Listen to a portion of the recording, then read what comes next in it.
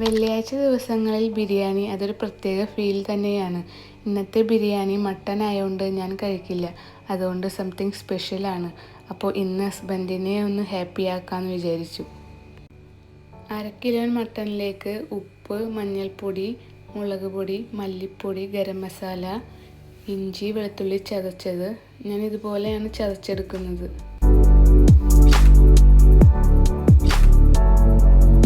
കുരുമുളക് പൊടി, തക്കാളി, തൈര്, ലെമൺ ജ്യൂസ് എന്നിവയൊക്കെ ചേർത്ത് നന്നായി മിക്സാക്കി കുറച്ച് വെള്ളം കൂടി ചേർത്ത് ഒരു 8 വിസിൽ വരുന്നത് വരെ വേവിച്ചെടുക്കുക. ഞാൻ ഇവിടെ 2 കപ്പ് ബസ്മതി റൈസാണ് എടുത്തിട്ടുള്ളത്. നിങ്ങൾക്ക് ജീരകശാല വേണമെങ്കിലും എടുക്കുക, അതാണ് ഏറ്റവും നല്ലത്. എൻ്റെ കയ്യിൽ ഇതായതുകൊണ്ടാണ് ഞാൻ ഇതെടുത്തത്. എന്നിട്ട് 1/2 മണിക്കൂർ സോക്ക് ചെയ്ത് വയ്ക്കുക. ഇനി നമുക്ക് സവോള ഫ്രൈ ചെയ്തെടുക്കാം. അതിന് നെയ്യും ഓയിലും കൂടി ഒഴിച്ച് നന്നായി ഫ്രൈ ചെയ്ത് ഇതുപോലെ എടുക്കുക. കുറച്ച് കാഷ്യൂസും കിസ്മിസും കൂടി ഫ്രൈ ചെയ്തെടുക്കണം.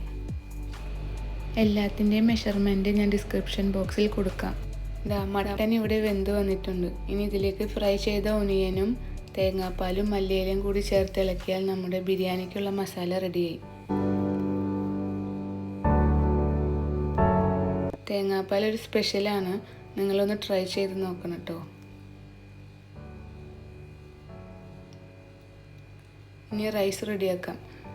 ആദ്യം കുറച്ച് നെയ്യ് ഒഴിച്ച് എല്ലാ സ്പൈസസും ഇട്ട് സോക്ക് ചെയ്ത് വെച്ച അരി ഒന്ന് വറുത്തെടുത്ത് അരിക്ക് ആവശ്യമായ വെള്ളം കൂടി ഒഴിച്ച് ഉപ്പും ചേർത്ത് മിക്സാക്കുക. അതിലേക്ക് കുറച്ച് ക്യാരറ്റും ഫ്രൈ ചെയ്ത ഒണിയനും കൂടി ഇട്ട് നന്നായി തിളപ്പിക്കുക. തിളച്ച് കഴിഞ്ഞാൽ മൂടി വെച്ച് മീഡിയം ടു ലോ ഫ്ലെയിമിൽ വെച്ച് വേവിച്ചെടുക്കുക. ഇടയ്ക്കൊന്ന് തുറന്ന് നോക്കണം, അല്ലെങ്കിൽ അടിയിൽ പിടിക്കാൻ ചാൻസ് ഉണ്ട്. ഇതുപോലെ ആയിരിക്കണം നമ്മുടെ റൈസ് വെന്ത് വരേണ്ടത്. വെന്ത് കഴിഞ്ഞാൽ നമ്മൾ ആദ്യം ഉണ്ടാക്കിയ മസാലയുടെ മുകളിലേക്ക് ഓരോ പാർട്ടാക്കി ഇട്ട് നെയ്യ് ഒഴിച്ച് ഫ്രൈഡ് ഓണിയനും കാഷ്യൂസും കിസ്മിസും മല്ലിയിലയും കൂടി ഇട്ട് ഡെക്കറേറ്റ് ചെയ്യുക. അതുപോലെ അടുത്ത പാർട്ടും ഇട്ട് ഇതേ സെയിം ചെയ്ത് വയ്ക്കുക. എൻ്റെ കുക്കർ മൂടി ഒരു 10 മിനിറ്റ് ലോ ഫ്ലെയിമിൽ വെച്ച് ദം ചെയ്തെടുക്കുക. ഇവിടെ അധികം ആളില്ലാത്തത് കൊണ്ട് ഞാൻ എപ്പോഴും കുക്കറിലാണ് ദം ചെയ്യാറ്. നിങ്ങൾക്ക് വലിയ പാത്രത്തിൽ ചെയ്യാം കേട്ടോ.